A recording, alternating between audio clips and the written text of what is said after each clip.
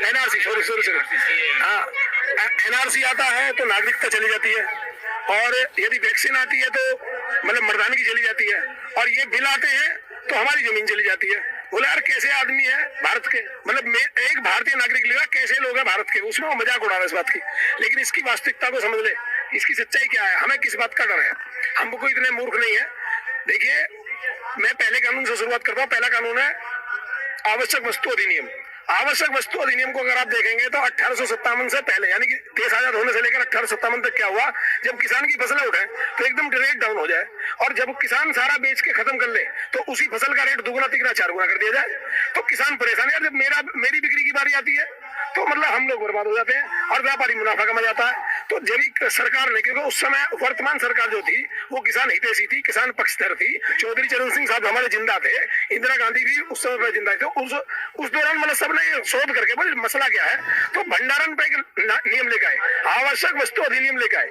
आवश्यक वस्तु अधिनियम के तहत अगर कोई भी आवश्यक वस्तुओं का अगर भंडारण करेगा तो चाहे वो किसान हो चाहे व्यापारी हो, उसके खिलाफ कार्रवाई करी जाएगी।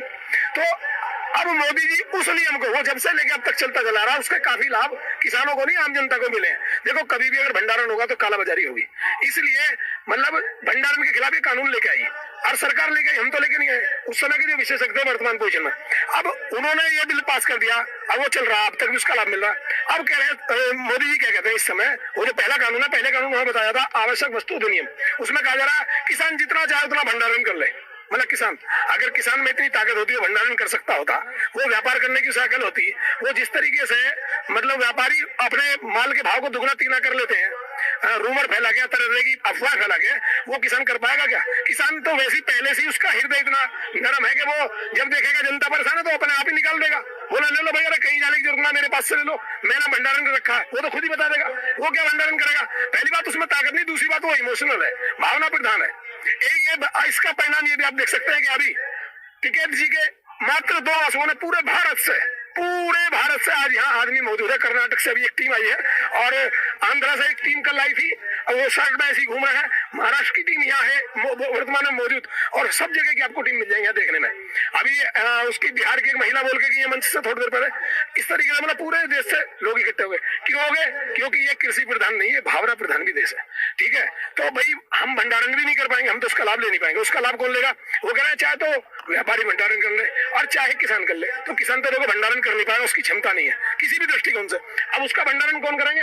व्यापारी करेंगे, उद्योगपति करेंगे, कारपोरेट जगत करेगा। और जब कारपोरेट उसका भंडारण करेगा तो व्यवसाय भी करेगा, उसकी टेक्निक भी लड़ाएगा दुगने तिगने चार गुने करने पे। देखो, जब मैं छोटा सा था, मुझे खूब मेरे कानों में शब्द याद है कि सोने का भाव था 3000 रुपए तोला, 2900 रुपए तोला। मेरी माँ कह रही है कि मतलब बालक ये चीज बननी है, कुसुम की ये बननी है, इस तरीके से कि भाई ये इतने तोले की 3000 रुपए 2900 रुपए तोला मैंने भाव सुना है। आज है 70,000 रुपए तोला। सोना इतना कैसे होगा? ये व्यापारियों के हाथ में चला गया। कुछ टेक्निक्स होती है बाजार की, वो पॉलिसी हम नहीं जानते, हम किसान, हम सीधे से लोग हैं। तो उसके आधार पे क्या होगा? भंडारण करने के बाद उसके भाव दुगने तिगने करे जाएंगे, और कहाँ बेचे जाएंगे? भारत में ही बेचे जाएंगे। यहाँ खरीदार पाकिस्तान, बांग्लादेश या नेपाल तो आएगा नहीं, भारत के लोग खरीदेंगे। तो जो लोग हमसे अलग समझ रहे ना, किसान अलग है, मजदूर अलग है, ये अलग है, ये अलग है, तो ऐसा ना, वास्तविकता यह है कि कोई अलग नहीं है। जब वो परिणाम इसके निकल के आएंगे तो परिणाम भुगतने के लिए प्रत्येक व्यक्ति को तैयार रहना पड़ेगा। प्रत्येक व्यक्ति की मजबूरी होगी वो खरीदना, क्योंकि सारा भंडारण उनके हाथ में चला गया। तो पहला कानून भाइयों गलत है या सही? ईमानदार सब लोग बताओ, जो मुझे सुन रहे हैं सब बताओ गलत। तो एक बात तो क्लियर हो गया। अब आ जाओ दूसरे कानून पर चलते हैं। दूसरा कानून है कॉन्ट्रैक्ट फार्मिंग। देखो, कॉन्ट्रैक्ट फार्मिंग 2011-12 से चल रही है। ये पेप्सी के लेज आपने चिप्स सुने होंगे, मैं शॉर्ट में बताना चाहूंगा। ये इन्हें महाराष्ट्र में और इसमें क्या कहते हैं बिहार में 2 जगह इन्होंने कॉन्ट्रैक्ट किए, महाराष्ट्र, गुजरात और बिहार। वहां इन्होंने कुछ कॉन्ट्रैक्ट किया। आलू उगाया तो किसी किसान ने, पड़ोसी किसान ने 2-4 किलो ले लिए खाने के लिए। वो खाने के नाम से ले गया, उसने क्या करा, खाए नहीं, वो बो दिए। वो 2 के हो गए 10-15 किलो, फिर दूसरी साल हो गए 20-30 किलो, फिर हो गए मतलब 1-2 कुंटल। उन्होंने थोड़ा सा खेत लगा लिया, उन पे 10-10 करोड़ के मुकदमे ठोक दिए। जिन लोगों ने ऐसा किया वो पेप्सी वालों ने जाके पकड़ लिए, 10 करोड़ के मुकदमे ठोक दिए। वो भाई साहब स्थिति खराब होगी। फिर किसान आंदोलन के द्वारा ही कम से कम 1 साल परेशान रहे किसान, जब जाके उनकी जान बची है। क्यों बच गई? क्योंकि अभी थी पेप्सी अकेली। लेकिन अगर ये समूह होता, पूरा कारपोरेट जगत होता, इसी प्रकार के 1000 व्यापारी होते, तो वो मजबूर कर देते कानून व्यवस्था को, और किसान को बर्बाद करने के लिए वो परेशान कर देते। तो ये बात क्लियर होगी, ये बात क्लियर होगी। वो दूसरा कानून भी आपके हिसाब से कैसा है? अगर कॉन्ट्रैक्ट फार्मिंग आएगी तो पहली बात तो यहाँ गलत है। आगे सुनो कॉन्ट्रैक्ट फार्मिंग के परिणाम देखो। कॉन्ट्रैक्ट फार्मिंग मोदी जी कहते हैं दुगनी आय आपकी हो जाएगी। मैं भी कहता हूँ बिल्कुल सही कह रहे हैं मोदी जी, दुगनी नहीं तिगनी भी कर सकते हैं मोदी जी। क्योंकि जब मुर्गे को फांसा जाता है ना, वो जो जब कबूतर को फांसा जाता है तो उसे चुग्गा डालना पड़ता है। ऐसे थोड़ी है मतलब वो चुग्गा डाला, उसे जब उतर आया तो आहिस्ता ऊपर से घट्ट जैसी छतरी डल जाती है और वो फंस जाता है कबूतर। जैसे कबूतर को फंस जा रहा है इसी प्रकार से हमें लालच दिए जा रहे हैं दुगनी। अब वाकई में जो जिन रेटों में जमीन हमारी ली जा रही है वो वाकई में दुगने तिगने रेट है, तो किसान को लगेगा दुगनी तिगनी होगी। अभी क्या होगा इससे बढ़िया और बताऊंगा। पहले 5 साल में बड़ा अच्छा लगेगा, दूसरे 5 साल में और ज्यादा अच्छा लगेगा। बोला अरे यार ये भी करोड़पति बन गया, वो भी करोड़पति, सब बन गए, मैं रह गया। तो जो बचे कुछ होंगे तीसरी बार में वो भी सब लपेटे में आ जाएंगे। और जब भारत की 80% धरती मतलब 80-90% धरती जब कब्जा ली जाएगी ना, उस समय पे इस धरती में खेती नहीं होगी। उस समय इस धरती में से सारे खनिज निकाले जाएंगे, सारी प्राकृतिक संपदा निकाली जाएंगी, तेल निकाला जाएगा, सब चीजें निकाली जाएंगी, गैस निकाली जाएगी। इस धरती को खोखला करा जाएगा। क्यों? आज की डेट में इस प्रकार के सैटेलाइट कैमरे हैं जो एक्सरे कर लेते हैं। मैं वैसे नहीं कह रहा, गूगल करके देख लो अगर ऐसे ना हो। मैं अगर कोई अनलॉजिकल या झूठ बोल रहा हूँ तो यहीं पे मतलब आप मुझ पर कोई केस भी चलाए, मुझे अंदर बाहर जैसे करना चाहिए कर ले। मेरे साथ वो व्यवहार हो जो गलत आदमी के साथ होना चाहिए। अगर मैं आपको गलत लगता हूँ, मोदी जी को अगर मैं गलत लगता हूँ, मेरे साथ वही व्यवहार करें जो गलत आदमी के साथ होना चाहिए। लेकिन मैं जो कह रहा हूँ मेरी बात पे भी गौर फरमाएं। वो जब कॉन्ट्रैक्ट फार्मिंग में ये पहला लॉज है कि उसका जो न्यूडल अधिकारी होगा, आप कंप्लेंट केवल न्यूडल अधिकारी कर सकते हैं, आप डायरेक्ट केस निकाल सकते हैं। अगर कोई किसान आपत्ति दर्ज करता है तो आपत्ति न्यायालय में दर्ज नहीं करेगा, न्यूडल अधिकारी होगा। अब वो जो न्यूडल अधिकारी होगा पता कौन होगा? वो सरकारी अधिकारी है। भाई साहब सरकारी अधिकारी, वर्तमान सरकारी अधिकारी भी रिश्वत ले लेते हैं और बिक जाते हैं। तो मतलब वो अधिकारी उसकी गारंटी क्या है कि वो ईमानदार रहेगा, वो रिश्वत नहीं लेगा। और जब रिश्वत लेने की बात आएगी तो तुम्हें क्या लगता है किसान रिश्वत देने में कामयाब होगा? कारपोरेट ज्यादा दे देगा। मतलब किसान अगर देने की कोशिश करेगा, ले बेटा चाय का गिलास पी ले, आ जाते 2 दिन पराठे खिला देता हूँ, तो होते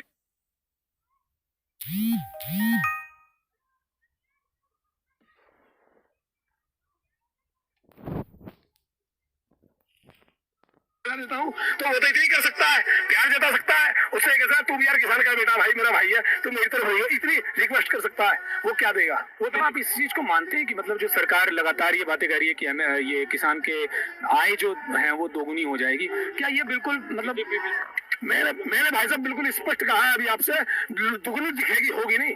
आगे जो बर्बादी होगी, मेरी बात सुनो, मैंने दुगनी तिगनी करके हमने जो पैसा ले लिया। मतलब आप ये कहना चाहते हैं कि बहका रही है गवर्नमेंट ये बात? हाँ, बहका नहीं, फंसा रही है। तो ये दूसरा जो कानून है उसमें फंसा के इस तरीके से सुनो, हमने जो कॉन्ट्रैक्ट फार्मिंग पर अपनी जमीन देकर जो पैसा ले लिया, वो पैसा लेकर हम कहाँ जाएंगे?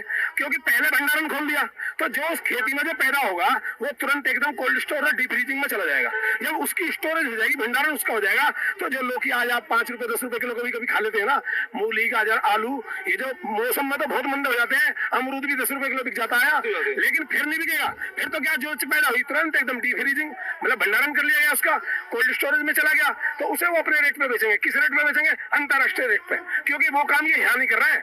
WTO के तहत वो पूरी विश्व में ये प्रणाली चल रही है, तो पूरी दुनिया का एक बाजार बना देंगे वो लोग और फिर अपना रेट निर्धारित करेंगे।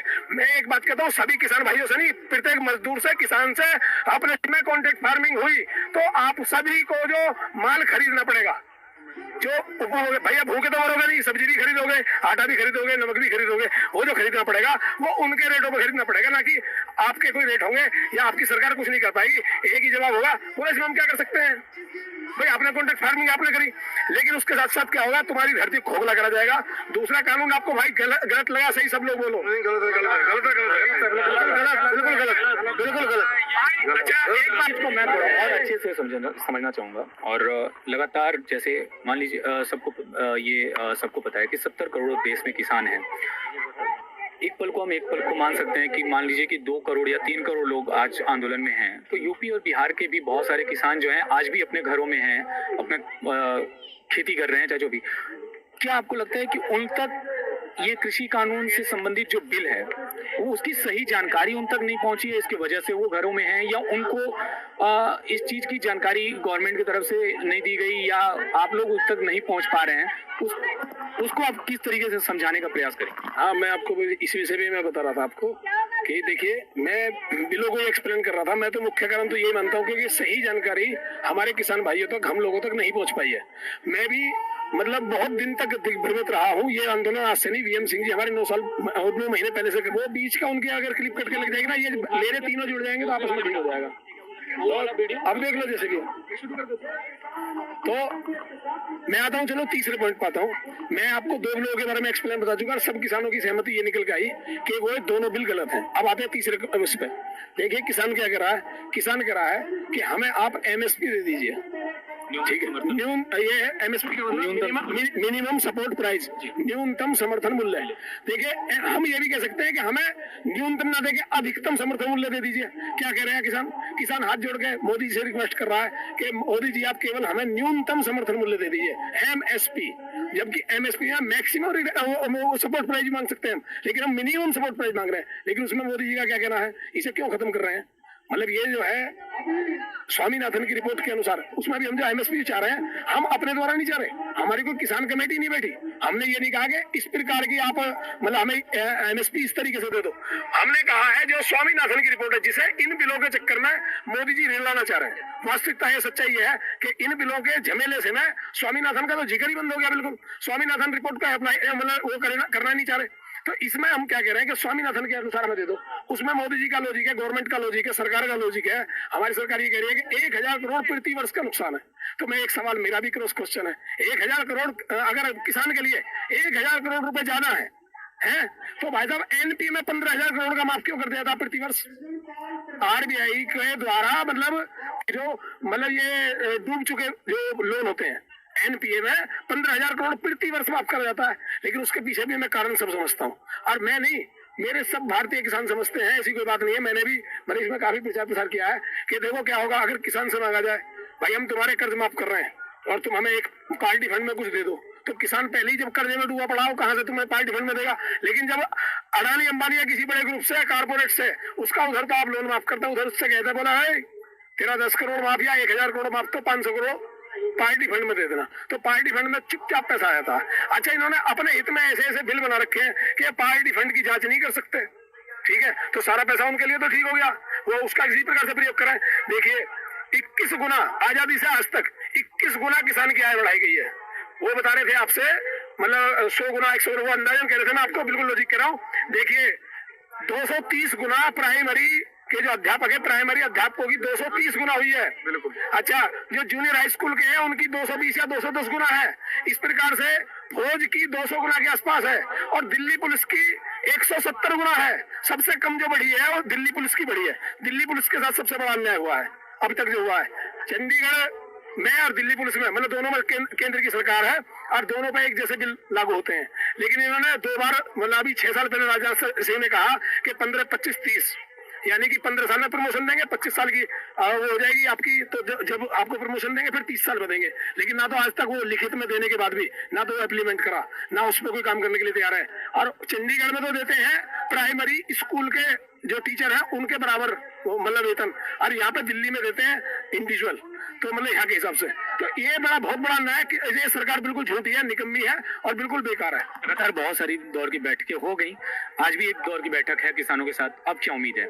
अंतिम सवाल अगर मैं पूछूं। देखो जी, हमें तो राजनीति लगती है, हमें हमारे दिल में अंदर से देखिए जो जितना भी, क्योंकि ये हम जो मानते हैं महात्मा बुद्ध और महावीर जैसे लोगों का अहिंसात्मक देश है, और हमने जो अभी तक करा है टोटल हमारा प्रदर्शन अहिंसात्मक रहा है। वो जो हम पे इल्जाम लगाए गए हैं वो बिल्कुल गलत लगाए गए हैं सरासर, वो उसमें कुछ राजनीति है, और हमें इसी प्रकार की किसी गंदी राजनीति की भविष्य में भी उम्मीद है।